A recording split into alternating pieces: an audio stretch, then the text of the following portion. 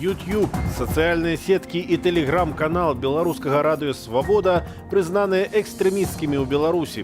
Такім чынам, у нашай краіне не засталося ніводнага буйнога незалежнага СМІ, якога б не прызналі экстрэмісцкім. А Белсат працуе ў нелегальных умовах ад дня заснавання. Вітаю, шановнае гаспадарства, з вами Ярослав Стешык. Распачынаем аб'ектыў. Ляснули по кишені. Еўразвяз толькі ўключыў 15%, 20% калійных угнаенняў, а ЗША і Беларускалі, і БКК. І такім чынам у доларах ужо ніякая транзакцыя з гэтымі двумя прадпрыемствамі не пройдзе. Роллс-Ройсы для Лукашенки. Сегодняшнее расследование Байпол показало размах коррупции, действующей в системе, и показало главного коррупционера. Со шматдзетнай маці зрабілі экстремистку. К сожалению, каких-либо доказательств мы не увидели. То есть и в судебном разбирательстве, и в приговоре. Авіяцыйны, гатэльны і турыстычны бізнес, ручны памежны спецназ Лукашэнкі і 4 беларускія прадпрыемствы пад грузам санкцыяў Еўразвязу за арганізацыю масавай нелегальнай міграцыі і за абуральнае парушэнне правоў чалавека. Сам Лукашенко і верныя яму чыноўнікі называюць санкцыі незаконнымі і абяцаюць ударыць па захадзе сваім санкцыйным пакетам. Юлія Сельпук. Беларускі рэжым дачакаўся ўступлення ў сілу новых санкцыяў і праз сотні пачаў планаваць бюджэт на наступны год. У бягучым нарошчванне экспарту 33%, вонкавы гандаль з прыбыткам 2 мільярды 700 тысяч долараў і рост эканомікі амаль на 2,5% насуперак санкцыям. Псіхалагічная напруга, ціск будзе безумоўна павялічвацца. І 2021 год, па сутнасці апошні год, у якім Лукашенка яшчэ давялося манетызаваць такую нерашучасць захаду і дзіравыя санкцыі, якія мы сёння маем. Санкцыі Еўразвязу незаконныя, да таго ж ад іх пакутуюць грамадзяне краіны. Такія словы гучалі падчас нарады ў Менску, але стасункаў з Захадам Лукашенка ірваць сёння не стаў. Уже некоторые посольства пакуют чемоданы, заявляя о том, что президент примет решение, их завтра вышвырнут. Должен их успокоить. Мы ни у кого чемоданы и то, что в чемоданах, отбирать не собираемся. Мы никого не будем вышвыривать.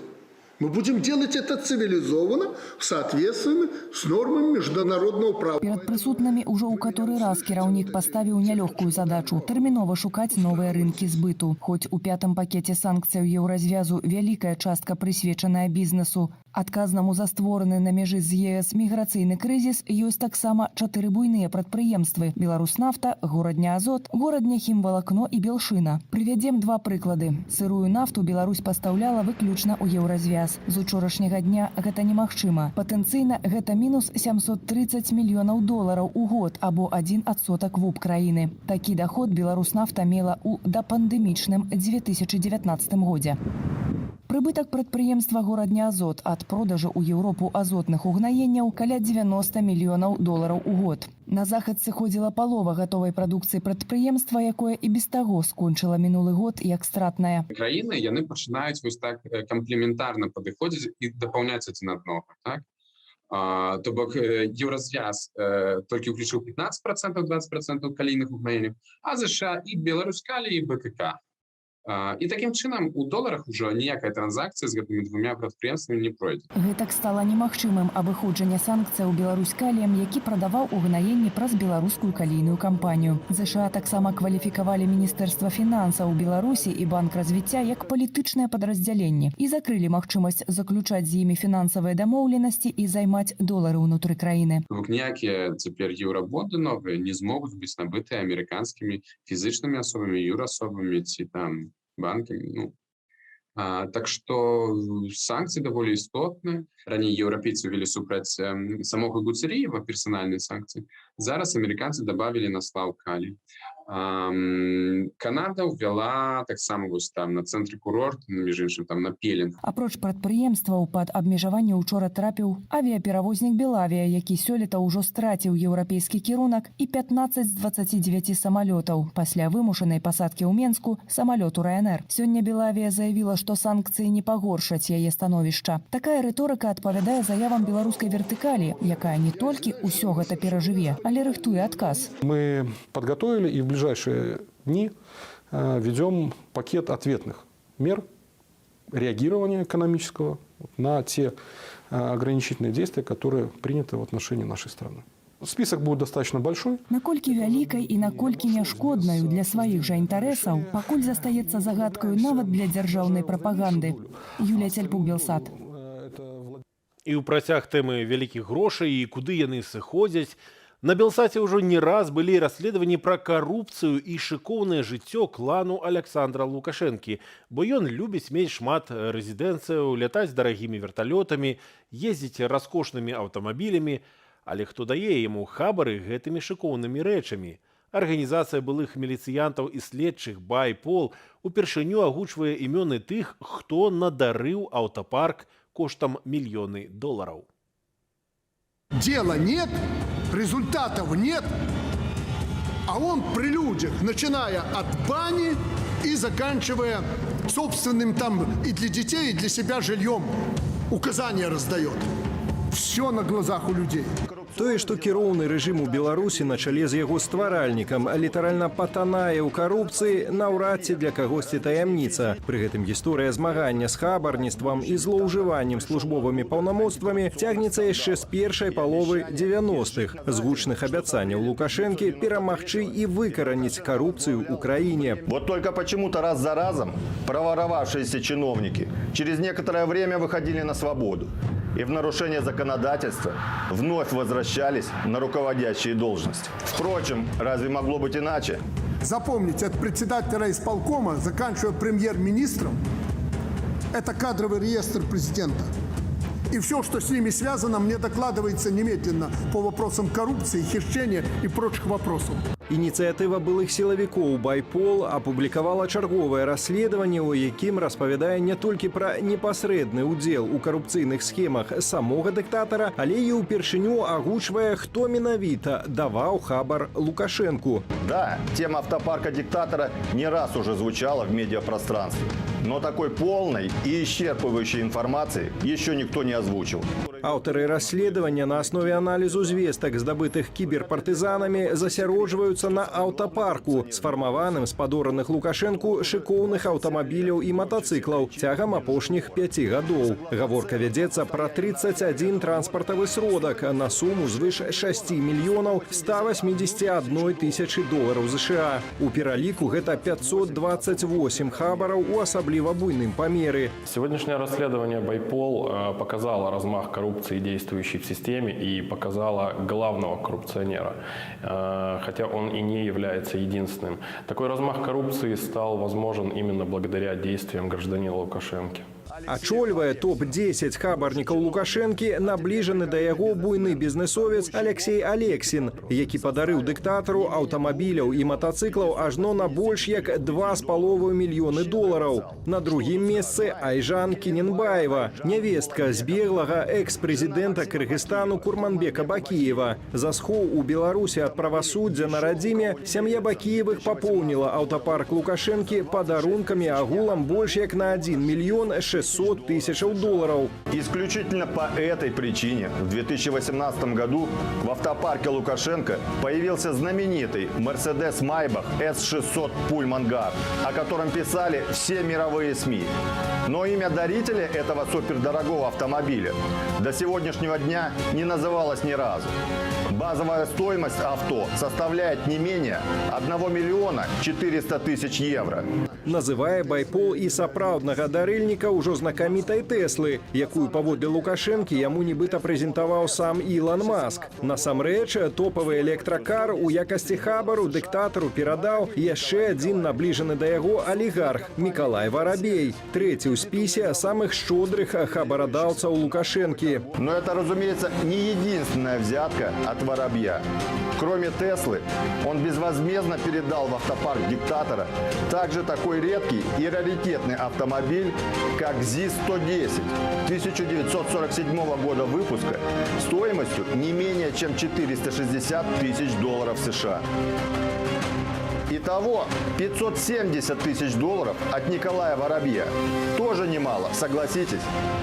Падсумоўваюць жа сваё расследаванне былыя сілавікі з байпол экскурсам у сферу айчыннага антыкарупцыйнага заканадаўства. Получение взятки в особо крупном размере либо организованной группой, либо лицом, занимающим ответственное положение, наказывается лишением свободы на срок от 5 до 15 лет со штрафом и с лишением права занимать определенные должности или заниматься определенной деятельностью. Дача взятки в особо крупном размере наказывается лишением свободы на срок от 5 до 10 лет со штрафом или без штрафа. Што праўда, канстатуюць аўтары расследавання, улічваючы паказальную бяздзейнасць цяперашняй праваахоўнай сістэмы, пакаранне чакае злачынцаў толькі пасля перамогі над рэжымам Лукашэнкі. В Беларуси сложилась такая система, она была выстроена непосредственно Лукашенко, при которой правоохранительные органы могут реагировать на проявление коррупции со стороны чиновников только с согласия их хозяина, то есть самого Лукашенко. Именно поэтому мы видим такую разительную разницу между действиями правоохранителей в отношении лиц, которые связаны с протестной активностью, и, по сути, бездействия в отношении чиновников по деяниям, касающимся коррупции. А таму, абяцае байпол, расследаванні злачынстваў Лукашэнкі і ягонай світы працягнуцца. Живе Беларусь! Валер Руселек, Белсат.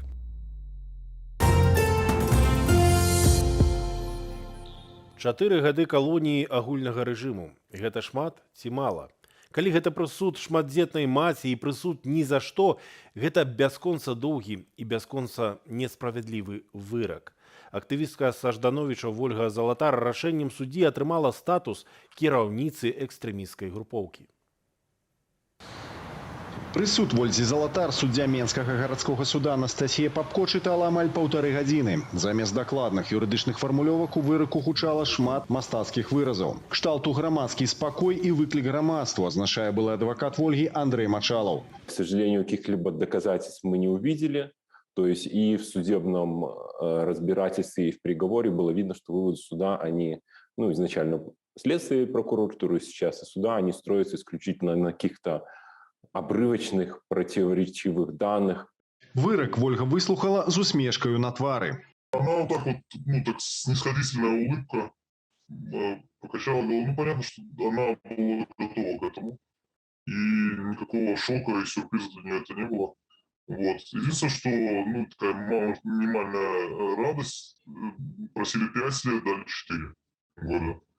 Но это такая радость со слезами на глазах. Вольгу Залатар прызналі вінаватай адразу паводле 3 артыкулаў крымінальнага кодексу. Стварэнне экстрэмісцкага фармавання, арганізацыі навучання дзеяннямі, якія груба парушаюць грамадскі парадак, а таксама саўдзельніцтва. Віны Вольга не прызнала. На заяву аб катаваннях падчас яе затрымання супрацоўнікамі Губазік ні суд, ні следчы камітэт увагі не звярнулі. Насколько мне известно, к настоящему моменту уже вынесено постановление об отказе в возбуждении уголовного дела. Вот. По каким основаниям, я не знаю, к сожалению, мне, как в том числе заявителю, никаких ответов не приходило. Маці 5 дзяцей Вольга Залатар актыўна ўключылася ў грамадскую дзейнасць летам 2020 года. Была назіральніцай на выбарах і валанцёркай каля изолятару на Акрэсціна. Гледзячы на высокія сцены і краты, я адчуваю сябе свабоднай. Суддзя Кастрычніцкага району горадні Віталій Лабоцкі пакараў Дзмітрыя Горбача 1,5 гадамі калоніі за сігнал у падтрыманні мірных пратэстоўцаў летась у жніўні. Горбача абвінавацілі ў арганізацыі рыхтавання дзеянняў, што груба парушаюць грамадскі парадак. Асуджаны мае інваліднасць 3-й групы. Крымінальную справу паводле таго ж артыкулу завялі супраць маці анархіста Рамана Халілава Гаены Ахтыян. Зараз яна адбывае 10 сотняў арышту, а колькасць палітвязняў сёння павялічылася да 896 асобаў. У спіс палізняволеных праваабаронцы дадалі яшчэ 8 імёнаў. Антон Каменскі, Белсат. Зноў адмена. Запланаваны на сёння эвакуацыйны рэйс з Менску ў Багдад не адбыўся. Затое на заўтра прызначаны палёт у Эрбіль, сталіцу іракскага Курдыстану. У Эрбіль мусяць паляцець больш за 400 пасажыраў. А на мяжы Беларусі ды Польшчы працягваюцца правакацыі, на жаль, з нашага боку. Беларускія сілавікі выкарыстоўваюць супраць польскіх вайскоўцаў лазеры і страбаскопы, як і раней падчас спробаў штурму мяжы для нелегальнага пранікнення мігрантаў у Еўразвяз. Каб інфармацыя аб здарэннях і правакацыях была больш дакладнаю, на мяжы з Беларуссю з польскага боку будзе адкрыты прэс-цэнтр, куды дапусцяць журналістаў. Сёння ж на нямецка-польскім памежжы ў Людвігсдорфе былі затрыманыя 9 грамадзянаў Іраку без дакументаў, якім ужо быў забаронены ўезд у шэнгенскую зону. У грузавым мікрааўтобусе іх перавозіў грамадзянін Турцыі. Сёння адзначаецца міжнародны дзень людзей з інваліднасцю. Гэты дзень заснавала ААН амаль 30 гадоў таму, каб прыцягнуць увагу да абароны іхнай годнасці і правоў. Сярод беларусаў з інваліднасцю нямала тых, хто пацярпеў ці цярпіць ад палітычных рэпрэсіяў. Бороться надо и думать о будущем, чтобы все было хорошо в Беларуси. Мікалай мае інваліднасць трэцяй групы, лёгкае развіццё разумовай адсталасці. Да змушанага пераезду ў Вільню жыў у інтэрнаце ў Менску і працаваў на трактарным заводзе, прыбіральнікам памяшканняў ды гардыробнікам. Калі на МТЗ пачаліся паслявыбарчыя пратэсты, Мікалай далучыўся да іх. Падтрымліваў мужчына і маршы інвалідаў. Когда инвалиды выходили, я когда как раз работал, еще не было возможности там выходить, я просто сидел в раздевалке, ничего не делал. Я говорю, я работать не буду, я просто буду сидеть, мои часы пойдут и все. Десяткі, а часам і сотні удзельнікаў збіралі летась маршы інвалідаў. Іх затрымлівалі нават тых, хто карыстаецца вазком. Іх штрафавалі і каралі сотнямі арышту. І сёння сярод пакараных паводле крымінальных артыкулаў за ўдзел у паслявыбарчых акцыях ёсць людзі з інваліднасцю. Паводле праваабаронцаў, за кратамі іх можа быць ад некалькіх дзясяткаў да сотняў. Агулам жа колькасць людзей з інваліднасцю ў кожнай калоніі лічыцца дзясяткамі, але пенітэнцыярныя ўстановы Беларусі не прыстасаваныя для такіх зняволеных, адзначаюць праваабаронцы. Паводле заканадаўства для іх маюць ствараць палепшаныя сацыяльна-побытавыя умовы. На самой справе ніхто там асаблівых умоў такіх не стварае, за выключэннем, што іх, як правіла, збіраюць у асобных атрадах, якія знаходзяцца на першым паверсе, стараюцца, па-чалавечы так стараюцца размясціць іх на першым ярусе такіх людзей. Утрыманне ж у следчым ізалятары ці калоніі зняволеных з інваліднасцю, якіх пакаралі паводле палітычных артыкулаў, часам мае нават прыкметы катавання, адзначае Васіль Завадскі. Вось я чытаю, што чалавек, які на волі меў пратэз, яму не далі яго з сабой, як пераарыштоўвалі, не далі ўзяць. І што яму тады рабіць у СІЗА, асабліва калі яму прыходзіцца там па гэтых высокіх лесвіцах, сходах гэтых перамяшчацца, як это ў амерыканцы, я ведаю, ёсць і так далей, то бок гэта няпроста. І гэта не адзінкавы выпадак. Палітвязня Дмітрыя Заломскага, які мае інваліднасць паводле слыху, пакаралі 2 гадамі калоніі, прызнаўшы вінаватым у абразе кіраўніка дзяржавы, прадстаўніка ўлады і пагрозе гвалтам у дачыненні суддзі. Яго взялі пад варту ў зале суда і забралі слыхавы апарат.